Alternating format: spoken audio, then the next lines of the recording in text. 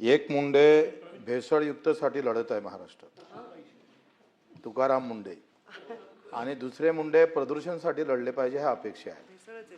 कारण ह्या दोनही गोष्टी फार महत्त्वाच्या आहे सभापती महोदय. प्रदूषण आणि भेसळ हे माणसाला खाऊन टाकतं. पुऱ्या महाराष्ट्रात आज जे काही देशभरात रुग्णांची संख्या वाढत आहे ते भेसळमुळे आणि प्रदूषणामुळे. हा फार गंभीर विषय कसं खरं पाहिलं तर. आणि गंभीर विषयात तुम्ही तुमच्या उत्तरात सांगितलं का 10 कारणे नोटीस दिले, 10 कारणे दाखवा, 34 प्रस्तावित निर्देश दिले, 14 अंतरिम निर्देश दिले आणि 28 प्लॅनच्या बंदच्या बाबतच्या अधिक सूचना दिल्या. म्हणजे 100 केल्यावर कारवाई पूर्ण होईल असं वाटते. म्हणजे प्रदूषण महामंडळ एवढ्या नोटिसा द्यायचं वेळ का पडतं हा मुळात प्रश्न आहे.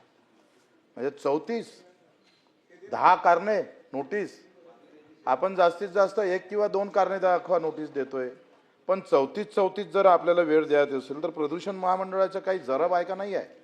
एक मिनिट मला क्लिअर करायचे, ते 34 नोटिसा नाही, 34 उद्योगांना आहेत, 10 प्लांटला आहे, 10 नोटिसा नाहीत. नाही ते तसं नाहीये. 10 तुम्ही तसंच दिलाय. त्यामध्ये तसं नाहीये, ते मी क्लिअर करू इच्छिते सभागृहात. ते दुरुस्त केलं म्हणजे बरं होईल. पण याच्यावर काय आहे, हे सगळ्या महाराष्ट्रामध्ये प्रॉब्लेम आहे.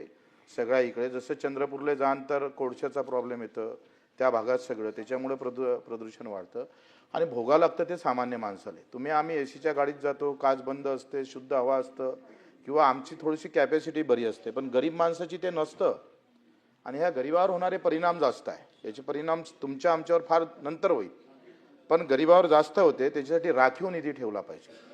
कारण याला आपण जर गृहीत धरलं, याला दोषी ठरवलं पाहिजे.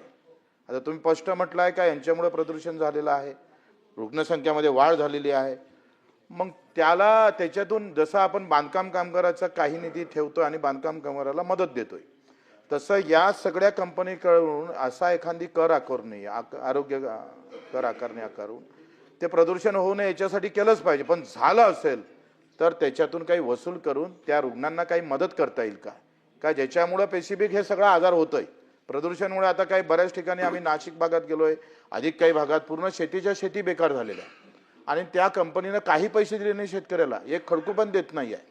ह्या व्यवस्था झाल्या पाहिजे, ह्या तुम्ही पाहिल्या पाहिजे. त्याच्यासाठी काही तरतूद केली पाहिजे जेणेकरून त्या रुग्णांना आधार भेटेल. असं काही करता येईल का?